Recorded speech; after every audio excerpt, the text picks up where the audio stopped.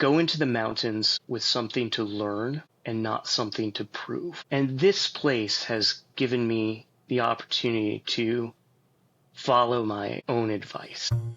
Every night as I close the shades to my bedroom window, I look towards the New York skyline and say, "Good night, New York, I love you." It started out as a funny bit and then a nightly gratitude ritual, but now it's a new podcast about places we love.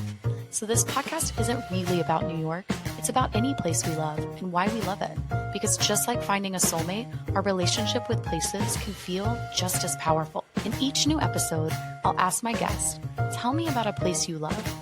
We'll explore what drives that connection with these places, and we'll also explore the relationship between love, places, and connection with community. This is Good Night, New York, I Love You.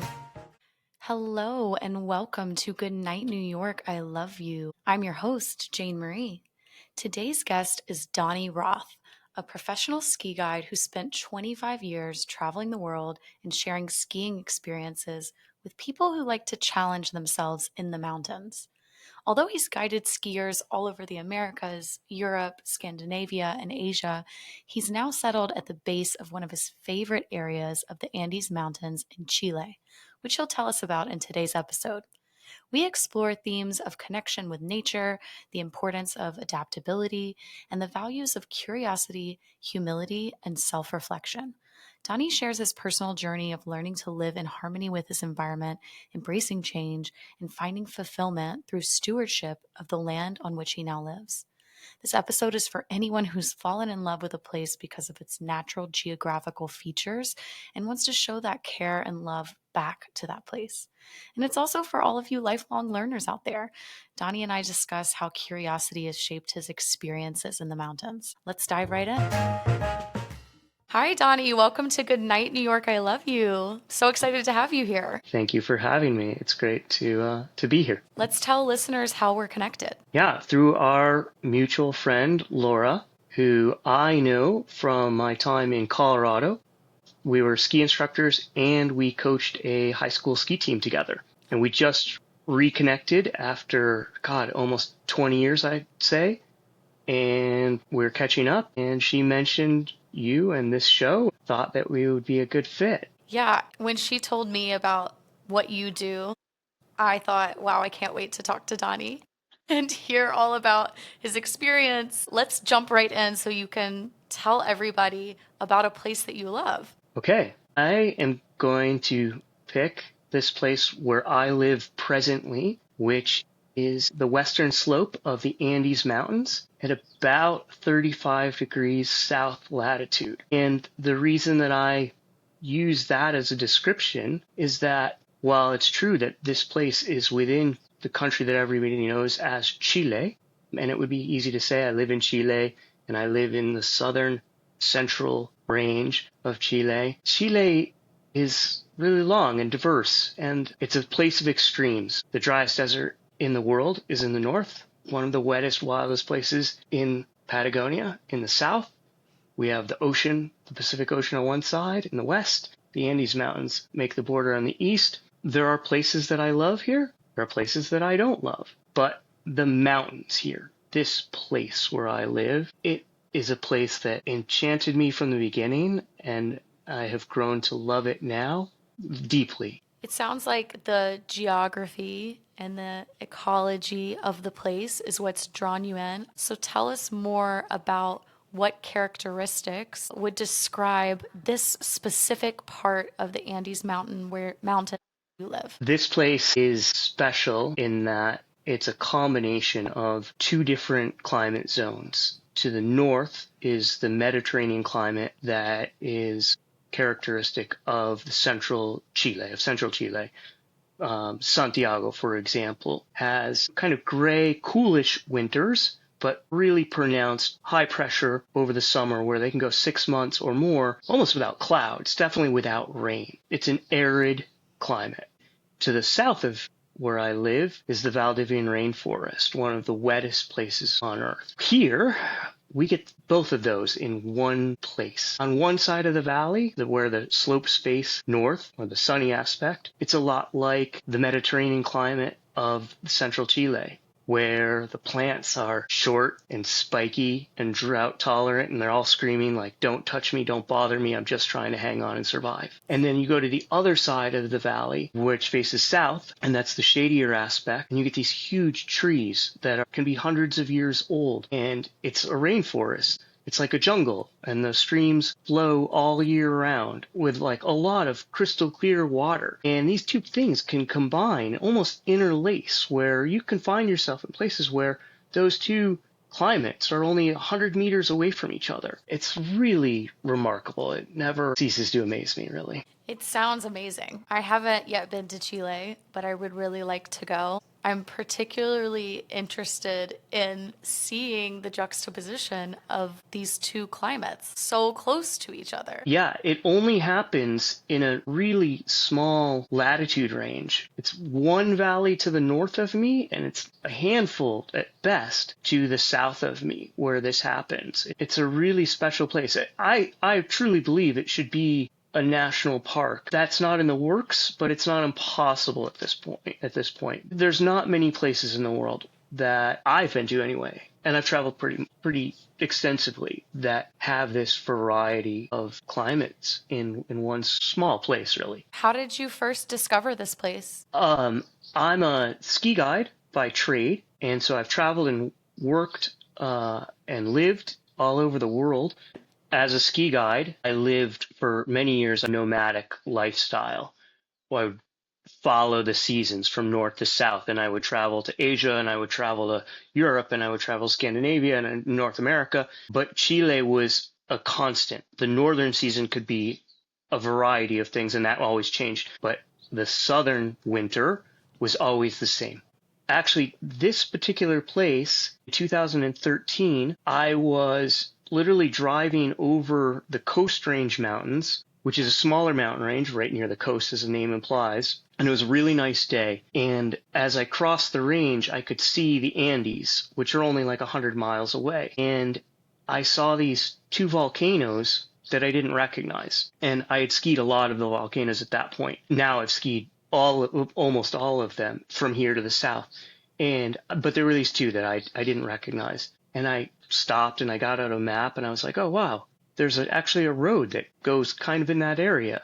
So I made a note of it. When I had returned and I wasn't working, I came back with a friend for just an exploration trip, personal trip. And we drove up into these mountains and like just kind of went out skiing. Like, let's have a look and see what this place is about. And it was like instantly captivating. It was 2013. I came here for the first time and I started poking around and exploring, and it was fun. It was exciting, actually. It was an adventure. We were going into mountains to ski mountains that had never been skied before and were visited less than places like Everest and Antarctica and the moon. I mean, literally, we've been to places where fewer humans have ever been than have stepped foot on the moon, right? And yet it's not really remote. It didn't take us a week-long expedition to get to these places, right? And I spent 3 winters exploring this place with friends, and that whole time we didn't see another person. We didn't see tracks of other people. We would set up base camps up in the mountain and leave those tents up there all winter long. Set up, and we never saw another track that went to them. We were the only people out there for years until about 2018, and really the pandemic changed that a little bit. But for a handful of years, like, I had this place to myself. It was great. And just because you happen to drive by and think, oh, I've never skied there, I want to ski there, and then that winter you set up in this place for the first time. Yeah. About 2018, I realized that this place had not been developed yet. It hadn't been, like we say, discovered. And I realized that I could be the person that changes that, right? And I've seen what happens to mountain communities and mountain environments when they become cool and popular, right? And it's not just mountains, right? But tourist towns. And then boom, and you see what happens. there's an economic gain, but everything else is kind of a loss. And I was like, oh man, wow, I could be the person that changes the course of this place. I don't want to be that person. This place deserves to be protected, not exploited. And in 2018, my grandmother died and she left me $10,000, which doesn't do a whole lot in the United States. But between that and some savings that I had, I was able to start building a house here.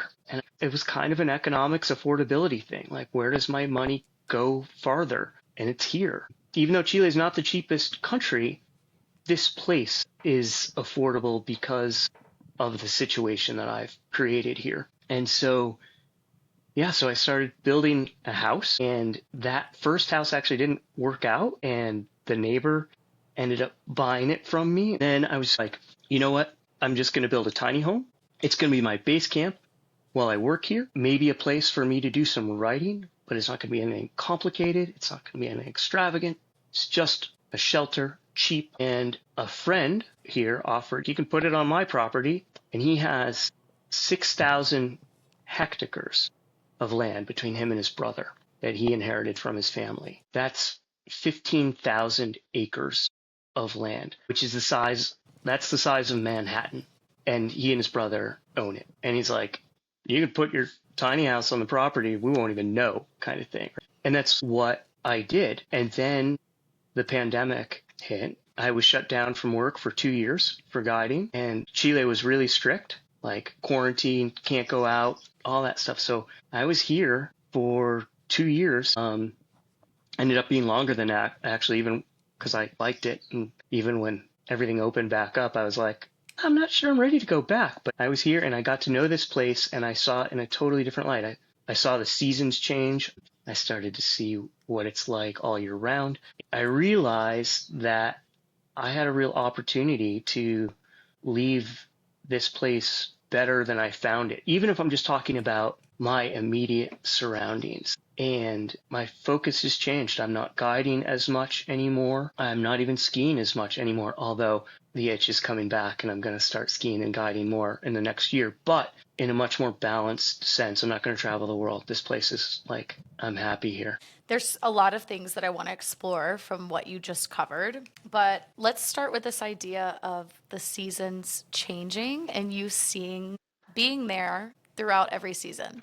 I've heard people say before that when you're starting a romantic relationship, for example, that you should live every season with that person before you make a big commitment to be a part of their lives. And I think that's so true with places too. I had a friend, for example, last year in New York who moved here in November. Tough time to come in, right? I mean, holidays are exciting, right? But around March, we checked in. I saw him. He said, I don't know that I'm going to stay in New York. And I said, you haven't even lived the best part of the year in New York. Hold on. Yeah. Everybody lives for the summer. But I think that's a really interesting point that you make, that when you're in one place long enough to really experience all that it has to offer over the course of an entire year and see what every season is like, it gives you a fuller picture and can lead to greater commitment in the same way that we have with people. Yeah.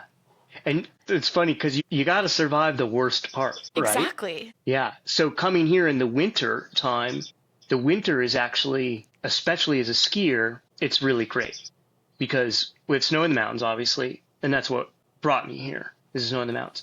At the same time, the elevation, the relief is so big. I mean, my house in the valleys where we live, I'm at 2,000 feet, and the mountains are anywhere from 9 to 12,000 feet, right? So there's this huge range. So down here, it's green, it's lush, and it's inviting in that way. The spring is beautiful, and we're just kind of finishing up the spring right now. The green becomes really green, like fluorescent green. And then the flowers, and there's lots of trees that produce flowers, and it's this very vibrant environment. But the part that I had never seen before was the true summer. These mountains in the summertime are used for grazing cattle. It's an agricultural area. It's something that I never understood before. Even though I've lived in the Alps and you've got the cows up in the Swiss Alps, right? And they're so quaint.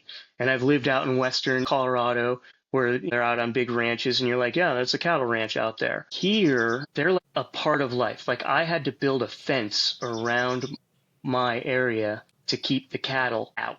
Nobody builds a fence to keep the cattle in. The cattle are allowed to go wherever they want. If it's not fenced, it's theirs, right? I'm planting trees and all this stuff. If I don't want them eaten by the cattle, I had to fence myself in. With the cattle come more types of horseflies than anybody wants to know about, right? And all of these little biting insects. And for me, summer here is like the winter in New York. If it was all I knew, I'd be like, oh, I'm out of here. But I get through it. And then the fall is like New England, where the leaves change colors and it gets cooler and the bugs go away. All of a sudden, it's like you take a deep breath and yeah, okay, it's great again. Love this. I want to linger on this topic. How do we work with seasons that we don't necessarily love in a place that we love? I do like that we have 4 seasons, and I've learned to work with the summer. The bugs and the intense heat are really from 10 o'clock in the morning, maybe 11 o'clock in the morning until 6 at night. Outside of that window, it's perfectly pleasant out. So you get out in the morning to do your things, you spend the afternoon inside, and then go back out for the evening, and it's fine. We've seen a lot of people talk about this, for example, in Nordic countries where it gets really, really dark and cold in the winter. Yeah. And people study how they winter and how they approach winter versus, I would say, in New York, where it's kind of, business as usual, Right. even though it's winter. And I struggle with winter in New York. I grew up in Alabama.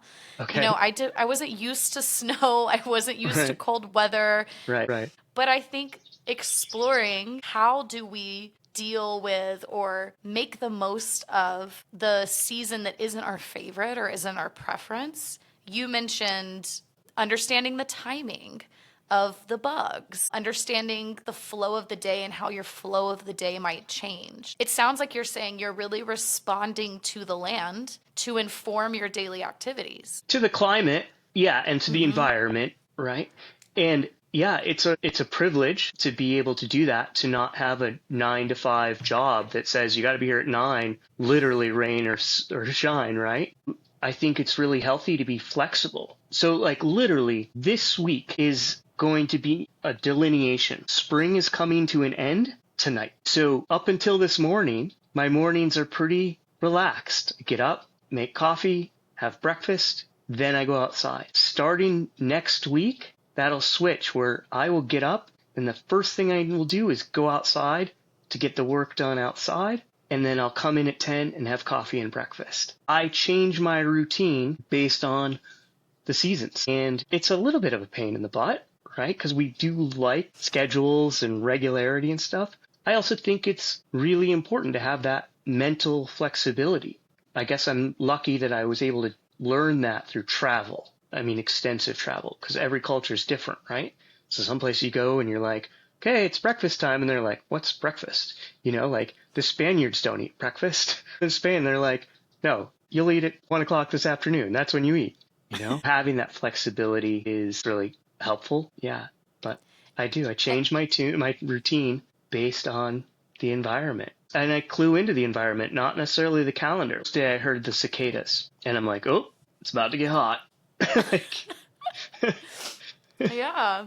Yeah. I think this flexibility you're talking about, even if you don't have the privilege you mentioned of being able to completely change your schedule, because you have a 9 to 5 or you have to be in an office or whatever it is, I think there are some adjustments we can make regardless. And that's a beautiful lesson to learn, especially as in the Northern Hemisphere, we're shifting into much shorter days, less daylight. There are things that we can adjust and be flexible about, even when we have other commitments and other things vying for our time and telling us we have to be in a certain routine. But there are ways we can explore that flexibility to really work with the seasons and, like you said, respond to the environment. Yeah. One of the most, if not the most important lesson that I've learned by being here is to not look for what I want, but to see what there is. The process of building my house here and wanting things that I was used to, windows that open and close a certain way, whatever, going into town and looking for those things. And they were like, that doesn't exist here. And it's like, well, what does? And they're like, there's a guy down the street that sells wood. There's another guy down the street that sells metal. There's another guy down the street that sells glass. You want North American windows? You can make them yourself with all those materials, right? Learning to see what there is forced me to be really creative. Almost always, I'm much more pleased with the results. I have a little more fun with it. And I think that can apply to anything, right? In the winter, you may crave summer, but it's important to look and see what opportunities you have in the wintertime, especially in a place like New York, where I don't know, but I feel like it might be hard to go to a lot of cultural things in the summer. You want to be outside. I don't want to be in a theater necessarily or in a museum, but winter's great for that kind of stuff, right? You can be flexible with your routine in the city life too. I love this lesson that we're not looking for what we want, but we're seeing what there is. Yeah. I think we can apply that to our lives too, in the totally. direction of our lives, because we often think that we want certain things. And if we are too rigid in wanting it to be a certain way, we don't allow for that creativity and flexibility to really enjoy the journey and the process and let the process take us to the next step. I think that's a really valuable lesson. I'm glad you raised that. Yeah, I think it's essential. We can get too focused on what we want, and we can miss all the things. Living in the mountains, playing in the mountains, exploring the mountains teaches you these things as well. If you're finishing up a really long day in the mountains, a long hike or whatever, it's really easy to get focused on just being home, or you're like hungry, hangry. Like, I want a pizza and a beer now. You get tunnel vision and focused on the goal, and you can walk right by waterfalls and amazing sunsets and everything else without taking that moment to be like, oh, wow, I didn't really want to be here this hour, but now that I am, it's pretty spectacular. So it's just a gratitude practice in the end, right? It's just a way of stopping and pausing and saying, okay, let's appreciate the good things that are around me. Yeah, that's really important. And it's actually the reason I started this podcast. Yeah. That Good Night, New York, I Love You started out as, something kind of funny, but it was really become a gratitude ritual. Right. Yeah. So it is about just appreciating where you are. Yeah, absolutely. Right. Even when it's hard. Even when it's hard. Yeah. Because life isn't always easy. Using the mountains as a metaphor, it's not always going to be the peaks. No. You have to have both. Yeah, absolutely. I feel like life usually isn't easy, actually. Those easy moments are a real blessing. I'm 30 miles from the nearest city. I sold my car in 2019. I was going to ask if you have a car. Yeah, I had a car. Big part of my goal here was to reduce my carbon footprint. The reality is that living in the mountains is extremely intense as far as our fossil fuel use goes. It's very difficult to live in cold environments without burning carbon-based fuels. And I couldn't do anything about it for a long time. So many people, I felt kind of stuck in the system. And here, starting from scratch, I was like, well, let's see what I can do. I live off the grid, so all of my energy comes from solar panels, and I've electrified everything. So my stove, my hot water, everything is electric. And 300 days a year, that's awesome. I have way more energy than I can possibly use. Like this time of year, I could just leave the hot water running in the shower all 24 hours a day. It wouldn't matter. There's no carbon footprint to it at all. I was like, can I live without a car? And so I sold my car and I got an electric bike. And okay, I was going to ask how you got around. Yeah, and I love riding my bike, so this actually felt like sort of a win for me. Like, cool, to go to the grocery store takes 4 hours round trip. It's a 4-hour bike ride. That's awesome. What I do is every few months, I rent a car for like 3 or 4 days, and I load up on everything that's heavy and durable, canned goods, whatever, you name it. All the staples. I get stuff for landscaping, I get building materials. In between those times, about every 10 days, I ride down to the city where there's markets and I do my grocery shopping for the food that I don't grow here, which is quite a bit. I have a garden, but it's a hobby. Like I would die if I relied on it. But like today, I had harvested 20 beets today. So, Wow. well, it's fun, but you can't live on beets alone, And so I ride my bike down and go grocery shopping, and it's great. People stop me and talk to me, and they all think I'm riding to Patagonia. And I'm like, oh no, I just live up the road. They're like, how long is your trip? I'm like, a couple hours, and I'll be home. I'm not completely carbon free. I go back to the United States. I've been back a couple times in the last 5 years. And then this right here is actually a wood stove, and I have to use that if the storms are longer than 3 days. Then I run out of battery power. And so I use the wood to heat the house and heat water, and it becomes like kind of campy. But that's like 10 times a year if I'm here for the whole winter. And I plant a dozen to 15 trees a year. I'm like getting close to neutral. Love it. We talked a lot about what you get from this place, the beauty of it, the adventure, and then you're talking about what you're giving back too. Is there anything you want to add of how you view yourself as taking part in this reciprocal relationship with this specific home you have in this part of the Andes? This place, being here all year round, has really opened my eyes to the opportunity that I have to be a steward of this place. The history of it is that the land that I live on, if we go back 150 years, it was forest, like a dense, lush forest of a type of oak tree called a roble. Those roble trees were cut down for lumber to build houses with and firewood. In those cleared spaces, they used that area for cattle and fruit trees, specifically walnuts and apples. The owner of the land died, and the boys who own it now weren't old enough to care for it. And so for about 20 years, it sat unprotected, unused, and neglected. So I've come here and moved to basically a defunct orchard. When those spaces are not cared for anymore, the weeds move in. That's what weeds do. A weed is nature's way of saying the humans have screwed things up and have stopped caring for it, and we need to cover the ground as fast as possible. Weeds, they cover the ground. They spread seeds really fast, and they're there to make sure that there's no bare soil. But they're usually not things that we love, right? They have thorns, and they're not ultimately great for the environment in the medium term. They're building soil, but they're not actually capturing a whole lot of carbon. I realized that this place was pretty beat up, actually. It wasn't the wild, beautiful place that attracted me at first.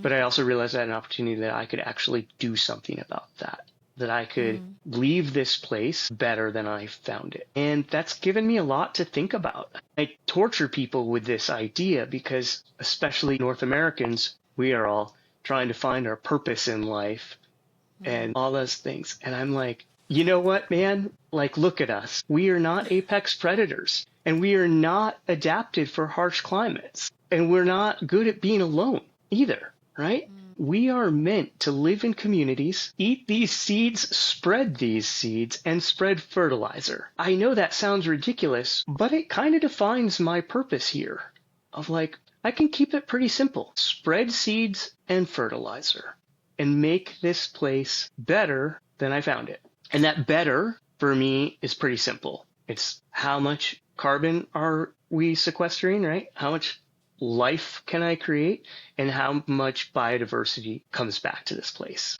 I want the most of both of those things. The most carbon capture, the most biodiversity that I can possibly do. And that's easy to say, and it's pretty hard to do. It gives me a lot of perspective on how hard it is to recover and restore the natural world once it has been beat up. And this place is pretty easy, relatively speaking. I didn't have to tear up any concrete, right? But ultimately, that's it. Leave the place better than I found it. Based on what you just said about humans and really what our purpose is here in life, you mentioned that part of our purpose is to live in communities. And your reality is that you live far away from other people. Can you talk a little bit more about how community shows up in your life now and what it's like living off the grid, how do you sustain connection with other people? Yeah, so there's a challenge to that. I will not lie.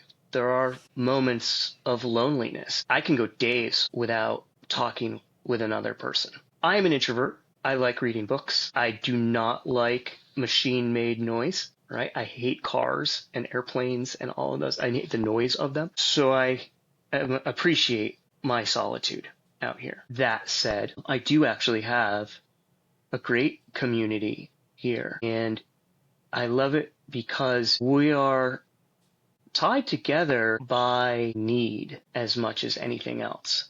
We get along. I consider many of these people friends, right? I have good friends here, but it is not a community of like-minded people. It is not a bubble like we see in the United States. I know for a fact that I disagree with all of my neighbors on lots of different issues. Politics for sure, what the best way to use this land is.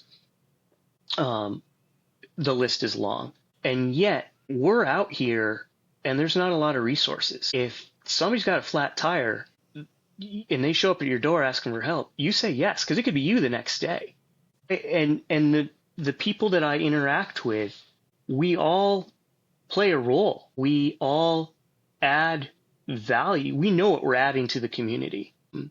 And so while it's not a huge community of people, it's tight-knit and it's genuine. I had a friend drive me up and drop me off a few 10 kilometers from my house, and I said, great, I'm going to go up in the mountains. It was Sunday morning when he dropped me off. I said, I'll be back to my house on Monday night.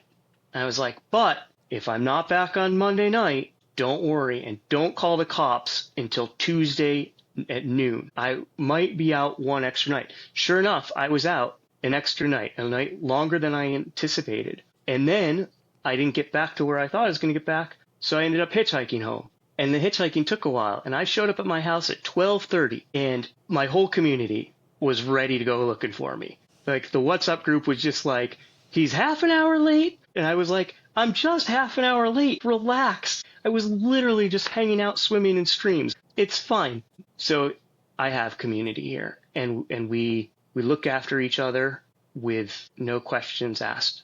We show up at each other's doors all the time. Like, hey, can you help me? And the answer is always, yeah, let's do it. It's not like, oh, I'm kind of busy right now. It's like, sure, let's take care of what needs to be taken care of. Wow, So, I love that. Yeah. What other characteristics or qualities would you say this place brings out in you? First and foremost, it has really enhanced my curiosity. Do you know the author David Foster Wallace? I don't. He gave a commencement speech called This is Water. The Right. beginning of the story is the story of two young fish swimming along, and an old fish says, hey boys, how's the water? And the two young fish look at the old fish and look at each other and go, crazy old dude, what is water?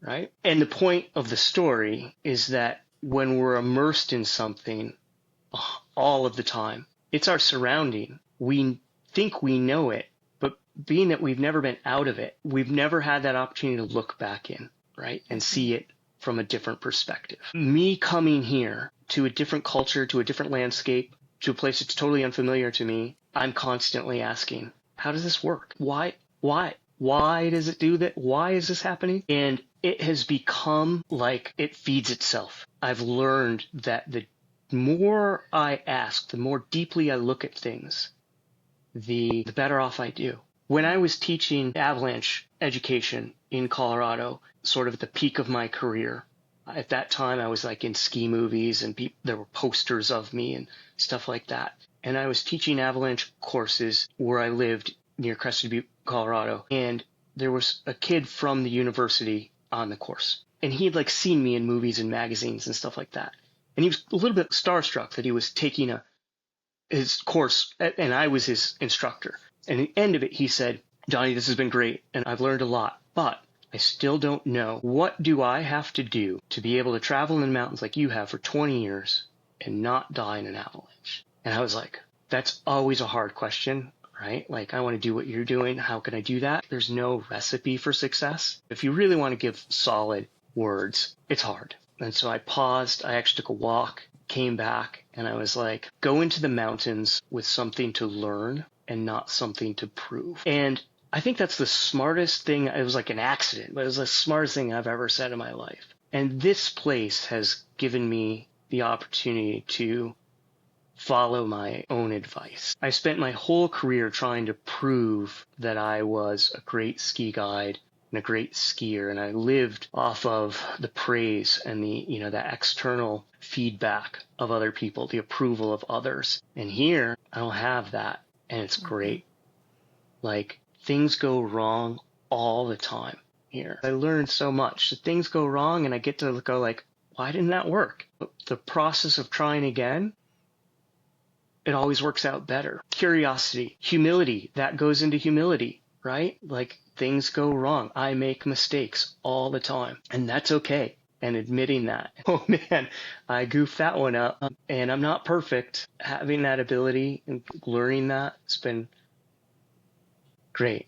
Patience. There's an expression in Patagonia that translates to, he who rushes through Patagonia loses his time. And I constantly remind myself of that. Even though I don't live in Patagonia, it's almost a mantra for me. I will constantly be reminding myself, don't rush through here, man. Don't rush through this. Enjoy it. Don't be goal-oriented. Don't focus on finishing. Focus on doing it. So those are some of the character traits that I feel like have really been enhanced by this place. Character traits that I'm proud of, because I'm ashamed that they were absent in my younger years. I wish that I had had that, but that might be asking too much. But what you're touching on is how much self-reflection you've done over your life, and then you've allowed yourself to change the way that you want to show up and live. And I always say that the two biggest things in my ethos, and this comes from my experience as an educator,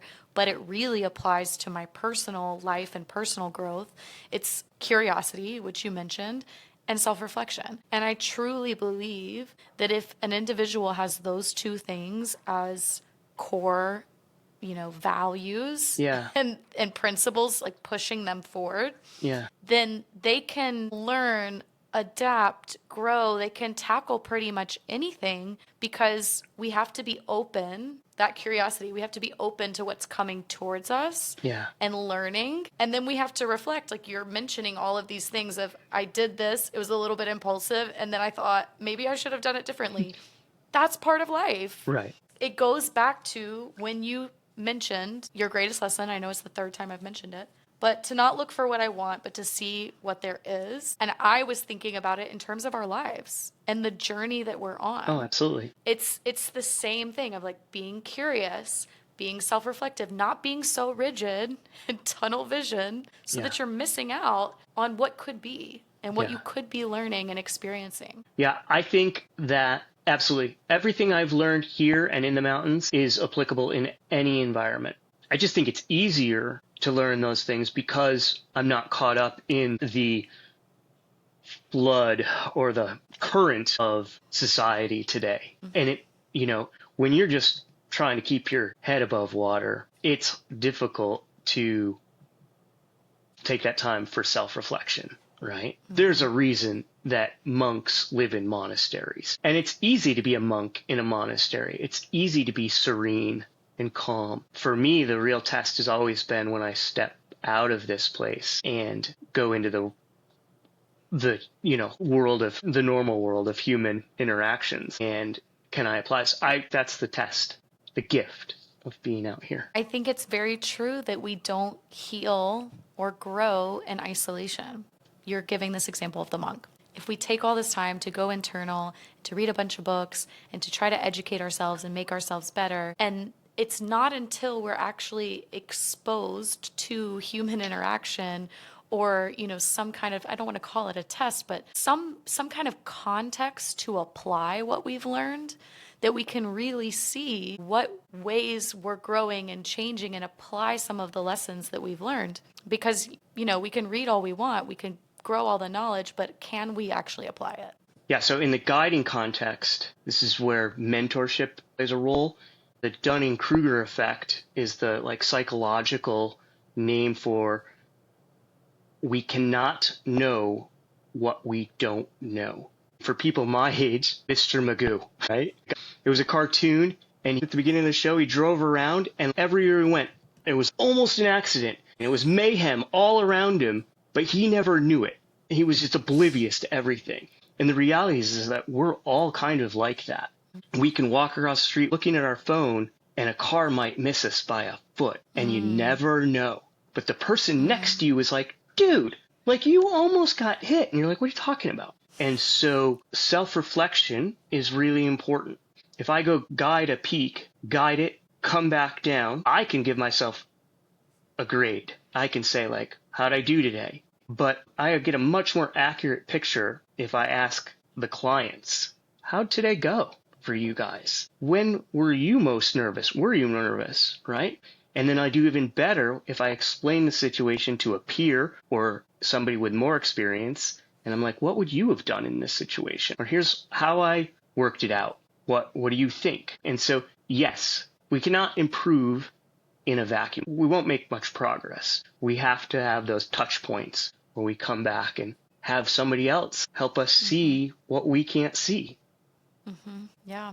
And it goes back to what you were saying about tunnel vision and really taking a step back to experience the moment. I think that self-reflective piece is part of it. Yeah, absolutely. And again, I wish everybody had that time. And so many people don't. So many people are just struggling to make ends meet and working two jobs and got their side hustle and kids to run around and all these things. They don't have the time and the space, and it's tough because it really is helpful. Yeah, like you were saying, the privilege to be flexible. Yeah, and the privilege to not be running 1,000,000 miles an hour. Honestly, there is a conditioning that comes with being American and being in that culture of the hustle. And I still feel it here. I constantly reminding myself like, hey man, if you don't get everything done today, it's okay. We have tomorrow. There's no deadlines right now. But I'll be outside weeding and I'll be hurrying. I'm like, why am I hurrying? There's no reason. But it's in me. It's in me. It's like, time is money. It's like, no, it's not. No, it's not. There's no money involved here. None. Time and money are both social constructs. So, Yeah. Ultimately, that's the core of everything that I do, is that I do my best to immerse myself in objective reality.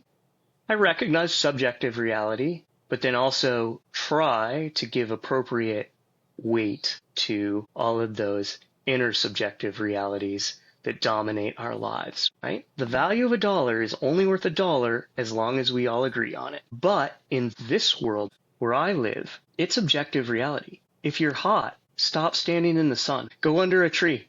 You'll cool down. I try to base my life on objective realities and then take those lessons and apply them to the things that we need to make society work. What does a farmer do? They take seeds and then through hard work, care, stewardship of the environment, that seed becomes a plant and something that grows and produces way more seeds, right? It takes care, but you don't tend the plant, you tend the environment. You tend the soil, the water, the amount of light it gets, all of those things. There's countless examples of things like that. Ultimately, that's how I ended up leaving Western New York, getting away from home, is that my life as a child was full of all these things that didn't make sense. And a whole lot of like, you know, you ask why, and your parents are like, because I told you so, right? Or because, those kinds of things. And I was just unsatisfied by that and left home. I'm like, no, this doesn't make sense. So I'm going somewhere and I'm looking for something that does. And I found it in the mountains. I wasn't aware of it, but now looking back and self-reflecting, I can see like how that has built on itself. yeah, amazing. Donny, this has been so fascinating to hear all about the place that you love, this really specific place in the Andes Mountains. And I would love if you end by telling us about your ideal day in this place that you love. Well, I feel like most people's ideal day is probably pretty specific. I get up and I have breakfast at this great restaurant and I go to this, right? For me, it's a little bit easier, a little more general than that. Like any day that I get to be immersed outside in the natural world really is pretty ideal for me. If I can minimize my time in front of a screen and maximize my time outside, that's pretty ideal. And obviously, when I get to go out and explore in these really wild mountains, those are awe-inspiring experiences that stay with me and they make for great photos and all of that stuff. But there's also days here where I'm problem solving and I get my water from a spring and have to move it here and store it and all those things. I get all my energy from the sun. And there's engineering and problem solving that goes into a lot of time here. I enjoy that as well. But if you were to look at my photos and use that as a guide, I'd have to say plants are definitely captivating me the most right now. I am fascinated by how they grow and that I can have an influence on that growth. First thing I do every morning is go outside and walk the entire spot and look at every single tree and every plant and see what's new. Like, I will literally be like, hey, you got new leaves yesterday. Like, keep going. Or, uh-oh, what's wrong with you? You know? I can't imagine being bored by that. I'm still at that early stage of the learning curve where I learn every day. I love it. So Learning every day. yeah, Part of your ideal day. I love it. yeah, that's definitely I it. also get very excited when my plants unfurl new leaves. It's Isn't very it? exciting. It's cool, isn't it? It's really cool. Like I'm like, oh my God, I it's have a new leaf. it's astonishing. Like It is. out of, basically thin air. Mm-hmm. You know? And you were commenting on the colors earlier. When a leaf first unfurls, it's kind of a lime green. Yeah. And then as it becomes a mature leaf, it becomes this very dark, luscious green. I love that process. I love seeing that. Yeah. Totally. Yeah. Um, Well, thank you so much, Donny. Wow, what an amazing conversation with Donny Roth. I have been so excited to share this episode with all of y'all, and I hope you found it both interesting and hopeful. There were so many takeaways from our time together. Each episode, I'll interview a new guest about a place they love, so join me next time on Good Night, New York. I love you.